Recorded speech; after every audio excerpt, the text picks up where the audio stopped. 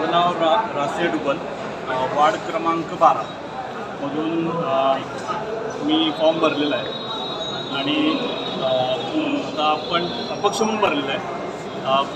उद्देश हाच आहे की थोडासा जो लागणारा जो बदल आहे तो बदल चालू होईल आणि सगळ्यांनी त्याच्यामध्ये पार्टिसिपेट करावं आणि ह्या बदलातून पंढरपूरचं नवीन चित्र समोर आणलं।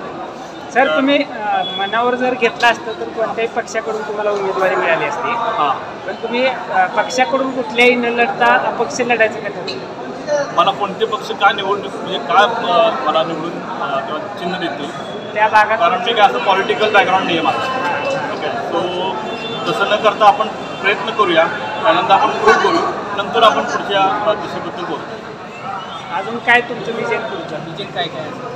विजनबद्दल मी नक्कीच बोलेल की महत्त्वाचं काय आहे की ही जी निवडणूक आहे ती निवडणूक ही लीडर चूज करण्यासाठी, राईट। तर त्याच्यामध्ये मतदार राजा जो आहे त्यांनी चांगल्या उमेदवाराला एक विजन घेऊन त्या पद्धतीनं त्यांनी निवडून आणायला पाहिजे आणि ज्या काही चुकीच्या गोष्टी होत आहेत निवडणुकीच्या काळामध्ये पण, म्हणजे पैशाच्या गोष्टी असतील तर त्या नाही व्हायला पाहिजे। तरुण वर्गांनी जास्तीत जास्त पुढे यायला पाहिजे आणि जे काही ट्रॅडिशनली गोष्टी चालू आहेत त्याला आपणच थांबवायला पाहिजे की ज्या काही गोष्टी घडत आहेत आपल्या, राईट। आता इलेक्शनच्या काळात जास्त काही गोष्टी घडतात, आता मी सांगू शकत नाही सगळ्या, पण त्या व्हायला नाही पाहिजे। म्हणजे नाही कुणाला म्हणजे विचार झाला नाही किंवा तो पार्ट नाही।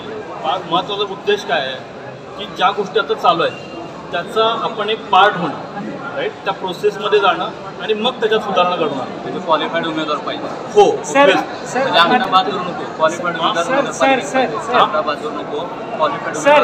मतदारांना काय आव्हान कराल तुम्ही? मतदारांना एवढंच आव्हान करेल की ज्या काही चुकीच्या गोष्टी होतात त्यामध्ये पार्टिसिपेट करू नका।